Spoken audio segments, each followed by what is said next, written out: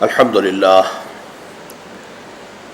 للہ وکفا والصلاة والسلام علی عباده الذین اصطفى خصوصا علی افضلهم وخاتم النبیین محمد الامین وعلی آلہ وصحبہ اجمعین.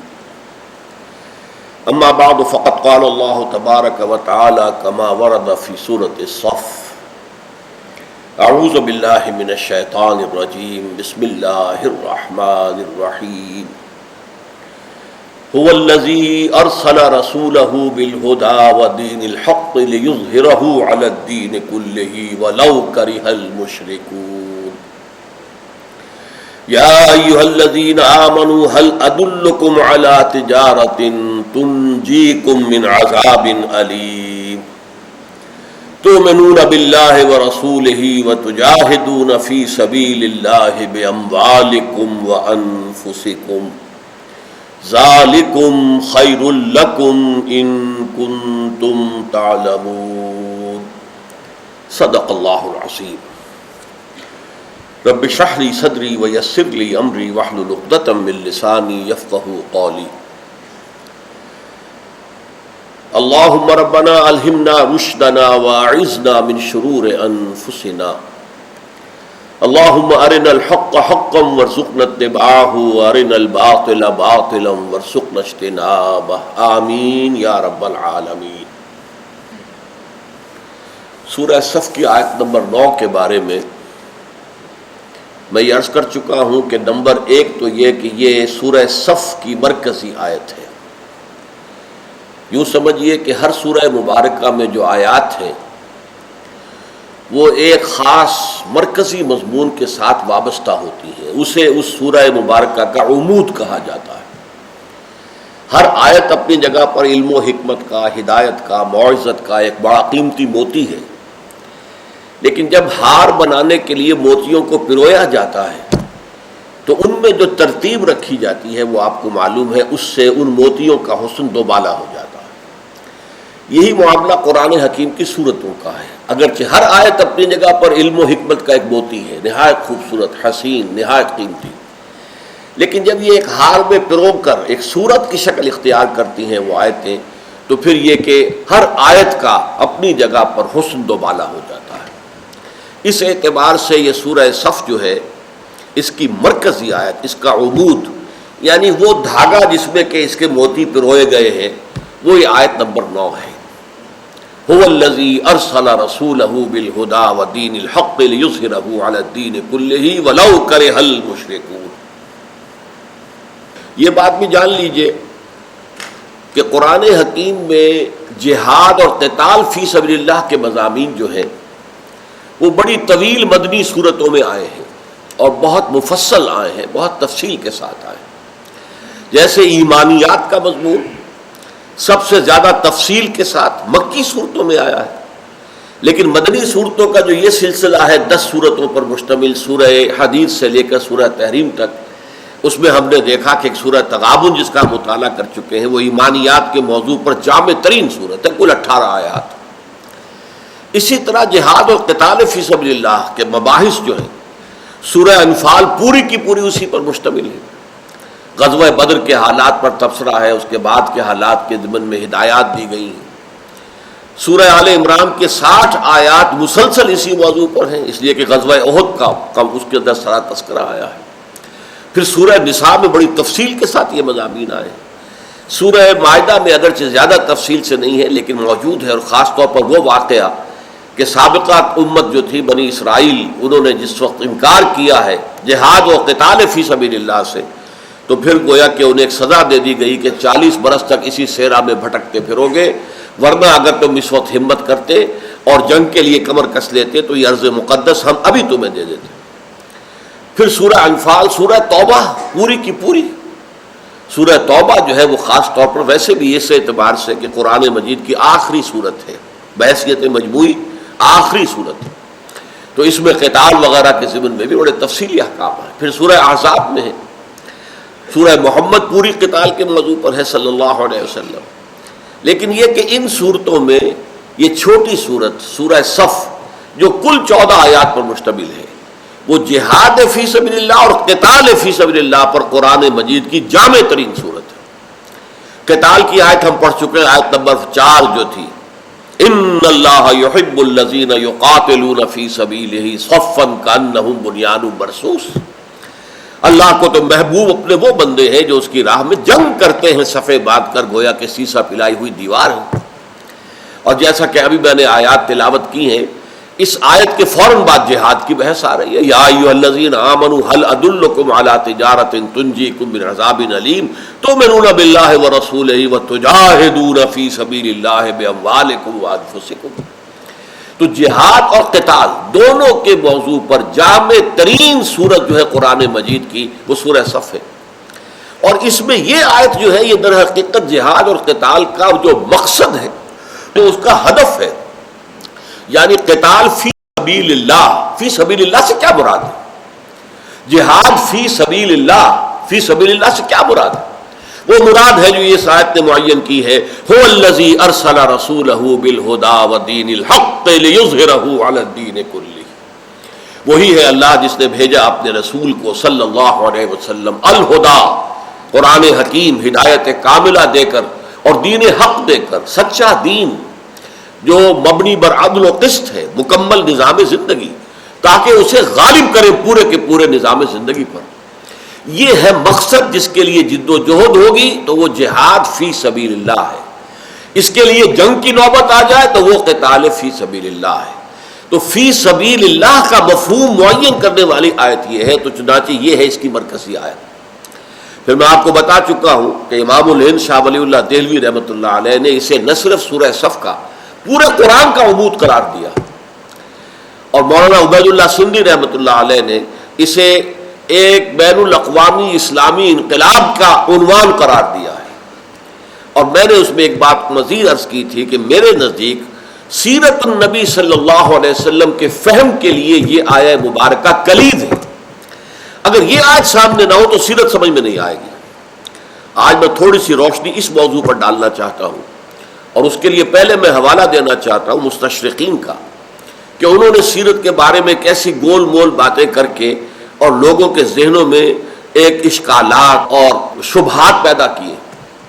آپ کو معلوم ہے اس دور کا جو سب سے بڑا فلاسفر آف ہسٹری مانا جاتا ہے ٹوائن بی اس وقت پوری دنیا میں مانا جاتا ہے، فلسفہ تاریخ کے اوپر وہ اتھارٹی ہے، سب سے بڑی اتھارٹی۔ جیسے نفسیات میں بابائے نفسیات فرائڈ کو مانا جاتا، تو مختلف شعبوں کے اندر مختلف لوگ ہیں کہ جن کا لوہا مانا گیا۔ اس ٹوائن بی نے ایک ایسا جملہ کہا ہے، زہر میں بجھا ہوا جملہ، محمد failed as a prophet but succeeded as a statesman۔ محمد ناکام ہو گئے ایک نبی کی حیثیت سے، ہاں کامیاب ہوئے ہیں تو ایک سیاستدان کی حیثیت سے، اسٹیٹسمین کی حیثیت سے۔ اب آپ اندازہ نہیں کر سکتے کہ اس کے اندر کتنا زہر گھلا ہوا۔ اصل میں ان کا ایک تصور ہے، نبوت کسے کہتے ہیں؟ نبوت کے آئیڈیل ان کے نزدیک حضرت عیسیٰ ہیں، حضرت یحییٰ ہیں۔ حضرت عیسیٰ نے کبھی تلوار ہاتھ میں لی، نہ حضرت یحییٰ نے کبھی تلوار ہاتھ میں لی، بس دعوت ہے، تبلیغ ہے، نصیحت ہے، سرمنز ہے، وعظ ہے، یہی ہوتا رہا۔ چاہے اس میں تلخ وعظ بھی ہے، سخت تنقید بھی ہے، لیکن بہرحال اس سے تو آگے تو بات نہیں بڑھی۔ باقی درویشی کا رنگ ہے، کوئی کچھ کہہ رہا ہے، کوئی تکلیف دے رہا ہے تو صبر کر رہے ہیں، کوئی جوابی کارروائی نہیں ہے۔ یہ نقشہ ان کے ذہن میں ہے نبوت کا، اور وہ یہ سوچتے ہیں کہ چاہے محمد نبی تھے یا نہیں تھے صلی اللہ علیہ وسلم، لیکن مکے میں جو ان کی زندگی تھی وہ نبیوں کے مشابہ تھی، وہ رنگ اس میں نظر آتا ہے، دعوت ہے، تبلیغ ہے، وعظ ہے، نصیحت ہے، اور لوگ اگر پاگل کہہ رہے ہیں تو بھی جھیل رہے ہیں، کوئی شاعر کہہ رہا ہے تو برداشت کر رہے ہیں، ان کے ساتھیوں کو مارا جا رہا ہے تو انہیں حکم ہے کہ ہاتھ مت اٹھانا، جوابی کارروائی نہ کرنا۔ تو یہ جو درویشانہ انداز ہے یہ تو عیسیٰ سے ملتا ہے علیہ الصلوۃ والسلام، یہ یحییٰ سے ملتا ہے علیہ الصلوۃ والسلام۔ تو اس سے قطع نظر کہ واقعتاً محمد نبی اور رسول تھے یا نہیں صلی اللہ علیہ وسلم، بہرحال ان کی مکی زندگی بہت سے اعتبارات سے انبیاء کی زندگی سے مشابہ ہے، بٹ دیئر ہی فیلڈ۔ مکے میں ان کے لیے جو ہے وہ راستہ نہیں بنا، انہیں وہاں سے جان بچا کر ان کے خیال میں تو بھاگنا پڑا۔ ہم ہجرت کا تصور ہم جو کچھ بھی رکھتے ہیں وہ اپنی جگہ پر، لیکن ظاہر بات ہے کہ آپ رات کی تاریکی میں نکلے ہیں گھر سے، پھر 3 دن آپ روپوش رہے ہیں جو غار ثور ہے اس میں، تو یہ گویا کہ وہاں پر تو ناکامی کی دلیل، وہاں کوئی کامیابی حاصل نہیں ہوئی. تو Muhammad failed as a prophet but he succeeded as a statesman مین. مدینے میں آنے کے بعد محمد کا رنگ ہی اور ہے صلی اللہ علیہ وسلم. اب وہ ایک ہیڈ آف دی اسٹیٹ کی حیثیت سے سامنے آ گئے ہیں. اب انہوں نے ہاتھ میں تلوار لے لی ہے. اب جو ہے وہ قاتلوا فی سبیل اللہ الذین یقاتلونکم، کہا وہ صورت تھی کہ چاہے تمہارے ٹکڑے کر دیں، تمہاری بوٹیاں اڑا دیں، تمہیں زندہ جلا دیں، تم کوئی ہاتھ نہیں اٹھاؤ گے. No raising of hands even in self defence. For 12 long years it was the order of the day. لیکن اب کیا ہے؟ قاتلوا فی سبیل اللہ الذین یقاتلونہم قاتلوہم حتی لا تکون فتنۃ ویکون الدین کلہ للہ. کرو جنگ ان سے یہاں تک کہ فتنہ اور فساد بالکل فروغ ہو جائے اور دین کل کا کل اللہ کے لیے ہو جائے. اب ان کے پاس وفود آ رہے ہیں، ان سے گفتگویں ہو رہی ہیں. انہوں نے یہودیوں کے ساتھ مصالحت کی ہے اور اس میں میثاق مدینہ کی جو ہے بہت دنیا کے اندر دھوم ہے اور اس کے اندر بڑی حکمتیں ہیں. یہ ساری چیزیں یہاں تو اب محمد ایک اسٹیٹس مین کی حیثیت سے، ایک سیاستدان کی حیثیت سے، ایک سپہ سالار کی حیثیت سے، ایک حاکم وقت کی حیثیت سے سامنے آئے ہیں. وہاں وہ کامیاب ہوئے. یہ ایک جملہ ہے جس سے کہ آپ سوچئے کہ جو شخص بھی پڑھے گا اس کو کس قدر اس کے ذہن میں زہر گھل جائے گا حضور کے بارے میں کہ یہ تو تضاد ہے واقعتاً. اچھا، اس تضاد کو مزید ہائی لائٹ کرنے کے لیے، نمایاں کرنے کے لیے پروفیسر منٹگومری واٹ نے 2 والیومز میں حضور کی سیرت لکھی. اب ہم تو بڑے خوش ہیں، برطانیہ کا اتنا بڑا پروفیسر دانشور حضور کی سیرت پر اس نے 2 والیومز لکھ دی. لیکن اور اسی لیے آپ کو یاد ہوگا کہ انہیں خاص طور پر جب ہمارے سابق صدر جو تھے مرحوم ضیاء الحق صاحب نے جب یہ سیرت کانفرنسوں کا سلسلہ شروع کیا تھا، ایک مرکزی کانفرنس ہوتی تھی اسلام آباد میں، پھر صوبائی کانفرنسیں ہوتی تھی، صوبائی جو بھی دارالخلافے ہیں، پھر ہر محکمے میں کانفرنس ہو رہی ہے، ہر جگہ جلسے ہو رہے ہیں. تو اس میں ایک موقع پر ڈاکٹر منٹگومری واٹ کو خاص طور پر یوں سمجھیے کہ مہمان خصوصی کی حیثیت سے انہیں بلایا گیا، ان سے تقریر کرائی گئی. اور ہمیں یہ معلوم ہے نہیں کہ اس نے کتنا زہر گھول دیا ہے. اسی ایک جملے کو ہائی لائٹ کرنے کے لیے اس نے حضور کی سیرت کو 2 حصوں میں تقسیم کیا. Muhammad at Makkah 1 volume, Muhammad at Madinah 2 volume. واضح کیا کیا کہ یہ تو 2 محمد ہے، ایک محمد نہیں ہے. مکے والا محمد تو کچھ اور نظر آتا ہے صلی اللہ علیہ وسلم، مدینے والا محمد کچھ اور نظر آتا ہے. اچھا، مدینے والے محمد کے ذکر میں صلی اللہ علیہ وسلم وفداء آباؤنا و امہاتنا جتنے تعریفی کلمات ممکن ہے سب استعمال کر دی. حضور کی اسٹیٹس مین شپ، حضور کی موقع شناسی، حضور کی مردم شناسی، بر وقت اقدام کرنا، یہود کو جکڑ لینا میثاق مدینہ میں، مہاجرین اور انصار کو جکڑ لینا مواخات میں، بھائی بھائی بنا دیے گئے. اب ایک ایک چیز کے بارے میں غور کیجئے، ایک ایک چیز کے بارے میں غور کیجئے. پھر حضور بحیثیت سپہ سالار، آپ کی دانش مندی، آپ کی جو آپ کہیے ملٹری پالیسی، اسٹریٹجی، کس طریقے سے آپ نے دب کر صلح کر لی قریش کے ساتھ، دب کر، تاکہ بالکل یکسو ہو کر یہودیوں کے ساتھ آخری مارکہ ہو جائے اور خیبر پر حملہ کر کے تاکہ ہمارا جو پشت ہے وہ محفوظ ہو. جنوب میں ہے مکہ اور شمال میں جانا ہے خیبر کی طرف. اب اگر مکے سے یہ معاہدہ نہ ہو گیا ہوتا صلح حدیبیہ تو اندیشہ تھا کہ مسلمان اگر خیبر پر حملے کرنے کے لیے نکلتے تو ادھر سے قریش آ کر مدینے کے اوپر حملہ آور ہو کر فتح کر لیتے. لہذا پہلے آپ نے ان سے صلح کی، دب کر صلح کی، اس کے بعد یکسو ہو کر پھر حملہ کیا اور یہودیوں کا جو آخری گڑھ تھا اس کو ختم کر دیا. تو یہ حضور کی پالیسیز کا معاملہ، دور اندیشی کا معاملہ، معاملہ فہمی کا معاملہ، انسان شناسی کا معاملہ، یہ صلاحیت، یہ در حقیقت اس کو جتنے ٹریبیوٹس پے کیے جا سکتے ہیں، جتنے بھی اس کے لیے ایڈجیکٹیوز ہیں، اس کے لیے سپرلیٹو ڈگریز کے اندر ایڈجیکٹیوز جو ہے اس نے استعمال کر دی. لیکن اب غور کیجئے، ہم تو دھوکہ کھا جائیں گے، یہ تو بڑا حضور کا بڑا صلاح خواہ ہے، بہت ہی تو حمد کر رہا ہے، تعریف کر رہا ہے، لیکن اصل کیا ہے؟ Muhammad at Makkah, Muhammad at Madinah, they are 2 Muhammad صلی اللہ علیہ وسلم. ان میں تضاد ہے اور واقعہ یہ ہے کہ تضاد ہے. اب دیکھیے مکے میں حکم یہ ہے جیسا کہ میں نے ابھی عرض کیا تھا کہ اے مسلمانوں چاہے تمہارے ٹکڑے کر دیے جائیں، تمہیں کوئی جوابی کارروائی نہیں کرنی، چاہے تمہیں دہکتے ہوئے انگاروں پر لٹا دیا جائے، جیسے خباب بن الارت رضی اللہ تعالیٰ عنہ کو لٹا دیا گیا، لیٹ گئے۔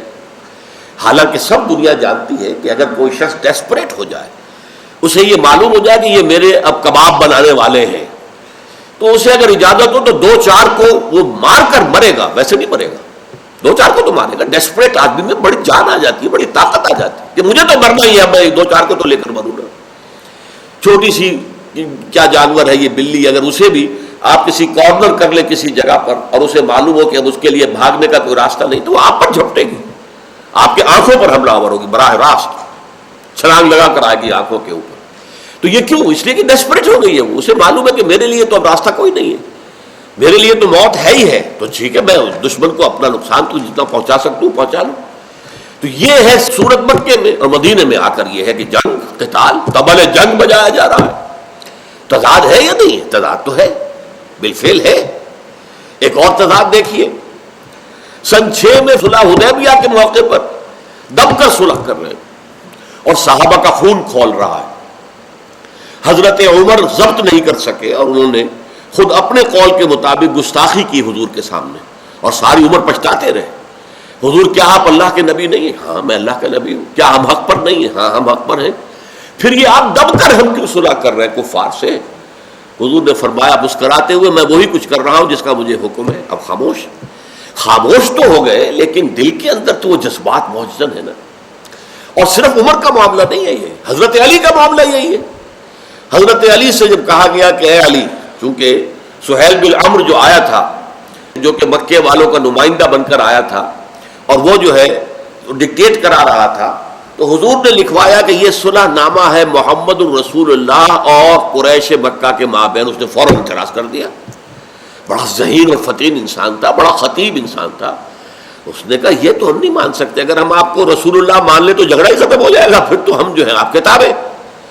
یہ آپ لکھوائیے، یہ معاہدہ ہے محمد ابن عبداللہ اور قریش کے مابین، ہم رسول اللہ نہیں مان۔ ظاہر بات ہے کہ جو ٹیکسٹ ہوتا ہے کسی ٹریٹی کا، کسی معاہدہ کا، اس کے نیچے تو دونوں فریقوں کو دستخط ہوں گے نا، تو وہ ٹیکسٹ تو گویا کہ وہ ایگریڈ اپون ٹیکسٹ ہے، تو ہم تو نہیں مانتے آپ کو اللہ کا رسول، تو کیسے ہم دستخط کریں گے؟ تو چونکہ کاتب کی حیثیت سے حضرت علی کام کر رہے تھے، حضور نے فرمایا حضرت علی سے، علی مٹا دو یہ محمد الرسول اللہ کا لفظ، مٹا دو، محمد ابن عبداللہ کر دو۔ حضرت علی نے کہا حضور یہ میں تو نہیں کر سکتا۔ اب دیکھیے ایک اعتبار سے یہ بھی گستاخی بنی کہ نہیں بنی؟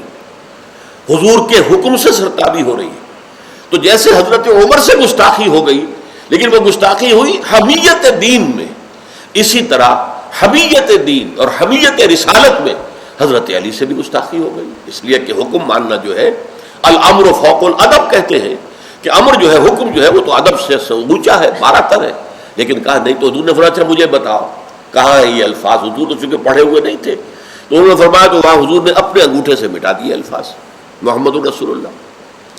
تو یہ ہو رہا معاملہ صلح حدیبیہ کے وقت، یہاں تک کہ جب حضور نے کہا صلح ہو گئی، اب ٹھیک ہے بھائی احرام کھول دو اور یہیں جو جانور لے کر آئے ہیں قربانی کے یہیں ذبح کر دیں، ایک آدمی نہیں اٹھا۔ میں تو حیران ہوتا ہوں، حضرت ابو بکر بھی نہیں اٹھے، جو سائے کی طرح ساتھ رہنے والا انسان تھا، ابو بکر ابن ابی قحافہ رضی اللہ تعالی عنہ، وہ بھی نہیں اٹھے، کوئی نہیں اٹھا۔ دوسری مرتبہ کہا کوئی نہیں اٹھا، تیسری مرتبہ کہا کوئی نہیں اٹھا۔ 3 مرتبہ حضور کے حکم عدولی ہو رہی ہے، پورے صحابہ کرام کا مجمع، نو ایکسیپشن، ابو بکر بھی نہیں۔ حضور صلی اللہ علیہ وسلم دل گرفتہ ہو کر اپنے خیمے میں چلے گئے، اور آپ نے کہا افسوس کے ساتھ، حضرت ام سلمہ رضی اللہ تعالی عنہ زوجہ رسول، وہ اس سفر میں ساتھ تھی، کہا جا کر میں نے مسلمانوں سے 3 دفعہ کہا ہے اٹھو احرام کھول دو اور قربانیاں پیش کر دو، کوئی نہیں اٹھا۔ انہوں نے مسکرا کر کہا کہ آپ کسی سے کچھ نہ کہیے، آپ جائیے اپنا احرام کھول دیجئے اور قربانی دے دیجئے۔ آپ نے، حضور نے اس پر عمل کیا، سب کھڑے ہو گئے، سب نے قربانیاں دے دی، سب نے جو ہے احرام کھول دی۔ یعنی میں اس کی تعبیر یوں کیا کرتا ہوں کہ وہ لوگ ابھی کچھ حالت منتظرہ میں تھے کہ پتہ نہیں ہمارا امتحان لے رہے ہیں حضور، یہاں پر ہم قربانی کیسے دے دیں؟ ہم نے تو قربانی جو ہے لے کر جانا ہے مکے، اور وہاں جا کر قربان گاہ پر قربان کرنا ہے، یہاں کیسے کر دیں؟ اور احرام ہم نے عمرے کی نیت سے باندھا تھا، عمرے کیے بغیر ہم احرام کیسے کھول دیں؟ تو کہیں حضور ہمارا امتحان تو نہیں لے رہے، ہماری غیرت اور حمیت کا جو ہے امتحان لے رہے ہیں؟ یہ حالات ہیں جس میں آپ نے دب کر صلح کی ہے، صلح حدیبیہ. لیکن اب اس کے بعد 2 سال کے بعد یا اس سے بھی کم عرصے کے بعد جب قریش کے حلیف قبیلے کی طرف سے صلح توڑ دی گئی، وہ فریادی بن کر مدینے میں آ گئے، فریاد. اس کے بعد گویا کہ صلح ختم ہو گئی. اب ابو سفیان جو اس وقت کے ان کا لیڈر تھا قریش کا، مشرکین مکہ کا، بعد میں ایمان لے آئے ہیں، ہمیں ادب سے بھی نام لینا چاہیے. بہرحال اب ان کو اندازہ ہو گیا یہ تو ہم مارے گئے، اس لیے کہ اب جو طاقت محمد کی ہو چکی ہے صلی اللہ علیہ وسلم، اس 2 سال کے عرصے میں ان کا تبلیغی کاروبار اتنا پھیل گیا ہے، چونکہ جنگ ختم، ہمارے درمیان اب نو وار پیکٹ ہو گیا 10 سال کے لیے، لہذا حضور نے پورے یکسو ہو کر اپنی دعوتی، تبلیغی، تربیتی جو اپنی سرگرمیاں تھیں ان کو پھیلا دیا پورے عرب میں. اب جو طاقت محمد کو حاصل ہو چکی ہے صلی اللہ علیہ وسلم، ہم تو کوئی مقابلہ نہیں ہے، ہم مقابلہ نہیں کر سکتے محمد کا صلی اللہ علیہ وسلم. لہذا وہ چل کر آیا ہے مدینے کہ صلح کی تجدید کر دیجئے، صلح دوبارہ کر لیجئے. اب حضور بات ہی نہیں سن رہے. اس کے بعد سن کر منہ موڑ لیا، جواب ہی نہیں دیا. اب وہ سوچتے ہیں ابو سفیان کیا کروں، کس سے میں سفارش کرواؤں؟ تو خیال آیا میری بیٹی ان کے گھر میں ہے. آپ کو معلوم ہے کہ ام حبیبہ رضی اللہ تعالی عنہا ابو سفیان کی صاحبزادی تھی، اور اب وہ حضور کی زوجہ محترمہ ہے. تو گھر میں گئے حضرت ام حبیبہ کے، وہاں گئے تو چارپائی کے اوپر بستر بچھا ہوا تھا حضور کا. تو بیٹھنے لگے تو ام حبیبہ نے کہا ابا جان ذرا ٹھہریے. وہ بستر جو ہے وہ طے کر دیا، کہا اب بیٹھے. اب یہ سیاس آدمی، سیاستدان آدمی، ڈپلومیٹ آدمی کھڑے ہو گئے ٹھٹک کر اور کہا بیٹی یہ بستر میرے قابل نہیں تھا یا میں اس بستر کے قابل نہیں تھا. کہا کہ ابا جان آپ اس بستر کے قابل نہیں ہیں، یہ بستر محمد رسول اللہ کا ہے صلی اللہ علیہ وسلم، آپ مشرک ہیں، نجس ہیں، ناپاک ہیں. اب بتائیے کیا وہ ان سے سفارش کرواتے ہیں؟ اس طریقے سے حضرت ابوبکر سے کوشش کی سفارش کرانے کی، حضرت عمر سے کوشش کی. اب یہاں قریش کا سردار آیا ہوا ہے، سر پٹخ رہا ہے کہ دوبارہ صلح حضور نہیں کر رہے. تضاد ہے کہ نہیں؟ یہ تضادات ہیں. یہ ریزولو اگر ہوتے تو اسی سے ہوتے ہیں کہ حضور محض داعی نہیں تھے، حضور کے ذمے ایک ریولیوشنری مشن تھا. آپ کو انقلاب برپا کر کے اللہ کے دین کو غالب کرنا تھا، اور انقلاب کے پروسیس کے اندر یہ مختلف سٹیجز کے احکام مختلف ہیں. اس میں پہلا مرحلہ جو ہے وہ درویشی کا ہے، دعوت دینی ہے، تبلیغ کرنی ہے، نصیحت کرنی ہے، لوگوں کو کھینچنا ہے، ایمان کی طرف بلانا ہے، اور ٹو گین ٹائم ان کی طرف سے زیادتیاں ہو جائیں تو جھیلنا ہے، برداشت کرنا ہے، وائلنٹ نہیں ہونا ہے، جوابی کارروائی نہیں کرنی ہے. یہ ایک مرحلہ تھا جو کہ مکی دور تھا. اس میں درویشی کا رنگ تھا، اس میں عام انبیاء کرام کی زندگیوں کا سا نقشہ تھا. یہ بھی کہہ سکتے ہیں کہ بدھ مت کے بھکشوؤں کا سا رنگ تھا، وہ رنگ تھا، اس میں کوئی شک نہیں. لیکن حضور صرف نبی نہیں تھے اس معنی میں کہ صرف اتمام حجت اور دعوت اور نصیحت کرنی ہو. حضور کے حکم تھا لِيُظْهِرَهُ عَلَى الدِّينِ كُلِّهِ، اس دین کو غالب کرو. اب اس کے لیے ظاہر بات ہے کہ اس کے لیے تو اہل کفر سے مقابلہ بھی کرنا پڑے گا. جب آپ نے طاقت حاصل کر لی اور جب آپ کو اللہ تعالیٰ نے مدینے میں ایک بیس عطا کر دیا from where to launch his offensive، اب انہیں کفر کے خلاف، نظام کفر کے خلاف جو ہے وہ جو بھی حملہ آور ہونا تھا اس کے لیے بیس اللہ نے مدینہ منورہ میں دے دی. اب انہوں نے قتال فی سبیل اللہ جو ہے اس کا راستہ اختیار کیا. تو یہ در حقیقت بن جاتا ہے معاملہ کہ ایک اگر آپ کے سامنے مقصد ہو، مقصد کیا تھا؟ هو الذی ارسل رسولہ بالہدی ودین الحق لیظہرہ علی الدین کلہ. یہ تھا اصل مقصد جس کے لیے محمد الرسول اللہ صلی اللہ علیہ وسلم کی بعثت ہوئی تھی. اب آپ اس پورے پروسیس کو دیکھیں گے تو معلوم ہوگا کہ یہ 2 سٹیجز ہیں، یہ مختلف 2 مراحل ہیں اس انقلابی عمل کے. اس پر میری تفصیلی کتاب تو ہے منہج انقلاب نبوی، لیکن یہاں تو میں علامہ اقبال کے ایک شعر کے حوالے سے یہ 2 مراحل جو ہیں بیان کیے دیتا ہوں. علامہ اقبال نے خاص کیف کے عالم میں یہ اشعار کہے ہیں: گفتند جہان ماں آیا بے تمہیں سازت، اللہ نے مجھ سے فرمایا ہے اقبال میں نے تمہیں اپنے جس دنیا میں جس جہان میں بھیجا ہے وہ تمہیں اچھی لگی کہ نہیں؟ گفتم کے نمی سعادت، میں نے کہا نہیں مجھے اچھی نہیں لگی. گفتم کے برہم جن، اللہ نے فرمایا اچھا تو پھر توڑ دو، پھوڑ دو، اس کو برہم کر دو، درہم برہم کر دو. اچھا درہم برہم کیسے کریں گے؟ اب اگلے شعر میں یہ دو ہیں ادوار حضور کی سیرت کے. با نشے درویشی در ساز و دمادم زن، درویشی کا رنگ اختیار کرو، ایک داعی، ایک مبلغ، ایک ناصح. یہ اصل میں درویش ہوتا ہے. آپ کو معلوم ہے کہ بیگرز جیسے مانگتے ہیں ایسے ہی داعی مانگ رہا ہوتا ہے، بھائی میری مدد کرو، میرے ساتھ تعاون کرو، میری بات مان لو. وہ تو اس طرح کا معاملہ ہے. اب اگر کوئی دھتکار دیتا ہے ٹھیک ہے بھائی، اچھا بھائی اللہ تمہارا بھلا کرے، اس وقت تمہاری سمجھ میں میری بات نہیں آ رہی ہے، پھر بات کریں گے. وہ درویشی ہے. کوئی مار رہا ہے، پتھراؤ کر رہا ہے، کوئی اور کچھ کر رہا ہے، کوئی پاگل کہہ رہا ہے، کوئی مجنون کہہ رہا ہے، کوئی شاعر کہہ رہا ہے، کوئی شاعر، سب برداشت برداشت برداشت. یہ ہے وہ جو مکے میں ہوتا رہا 12 برس. با نشے درویشی در ساز، درویشی کے نشے کے ساتھ ہم آہنگی پیدا کر لو. یہ درویشی تمہارے اندر رچ بس جائے پہلے دعوت کے مرحلے میں، تربیت کے مرحلے میں. اور جو جس کو میں نے قرار دیا اپنی اس کتاب میں کہ جو سیرت النبی کا ایک انقلابی تجزیہ جو ہے، اور میں کہوں گا اسے کہ جو فلسفہ سیرت ہے، جو در حقیقت اس آیت کے مرکزی مضمون ہی سے سمجھ میں آ سکتا ہے ورنہ نہیں، تو اس میں جو میں نے پیسو ریزسٹنس کا مرحلہ کہا ہے. ریزسٹنس تو ہے، کھڑے رہے، پیچھے نہیں ہٹنا، لیکن جوابی کارروائی کوئی نہیں. مارتے ہو مار لو بھائی، بیٹھتے انگاروں پہ لٹاتے ہو لیٹ جائیں گے، کیا ہے جان چلی جائے گی نا، تو کیا ہے، ہم تو سیدھے جنت میں چلے جائیں گے، ہمارا کچھ نہیں بگڑتا. حضرت سمیہ اور حضرت یاسر رضی اللہ تعالی عنہما دونوں کو شہید کر دیا ابو جہل نے، اور حضور سامنے سے گزرتے تھے. اصبروا یا آل یاسر فإن موعدکم الجنہ، اے یاسر کے گھر والوں صبر کرو، تمہارے وعدے کی جگہ جنت ہے، وہاں تمہارے استقبال کی تیاریاں ہو رہی ہیں. حالانکہ کم سے کم 40 مسلمان موجود تھے مکے میں، نہ وہ بزدل تھے نہ بے غیرت تھے. اگر اجازت ہوتی تو ابو جہل کی تکہ بوٹی وہی کر دیتے، لیکن نہیں، اجازت نہیں. صبر کرو، کفو ایدیکم، اپنے ہاتھ رو کے رکھو. یہ احکام تھے. اس اعتبار سے پہلا مرحلہ کیا ہے؟ با نشے درویشی در ساز و دمادم زن، دمادم زن، دمادم زن. کوشش کرتے رہو کرتے رہو کرتے رہو، محنت کرتے رہو دعوت پر، تبلیغ پر، نصیحت پر، تربیت پر. لیکن جو پختہ شوی، جب تیار ہو جاؤ، پختہ ہو جاؤ، جو پختہ شوی تعداد بھی کافی ہو جائے، وہ تربیت یافتہ بھی ہے، ان کا تزکیہ بھی ہو گیا ہے، وہ منظم بھی ہے، وہ سب و طاعت کے اوپر کاربند ہے، وہ حکم کے اور چشم و ابرو کے اشاروں کے منتظر ہے. جب یہ کیفیت ہو جائے، چون پختہ شوی خدرا بر سلطنت جم زن، اب اپنے آپ کو سلطنت جم پر دے مارو، ٹکرا دو اپنے آپ کو. یہ ہے وہ مرحلہ کہ جو مدینے میں آیا ہے. اب آپ نے وقت کے نظام سے ٹکر لی ہے، وقت کے نظام کے ساتھ ٹکراؤ مول لیا ہے، خود آگے بڑھ کر.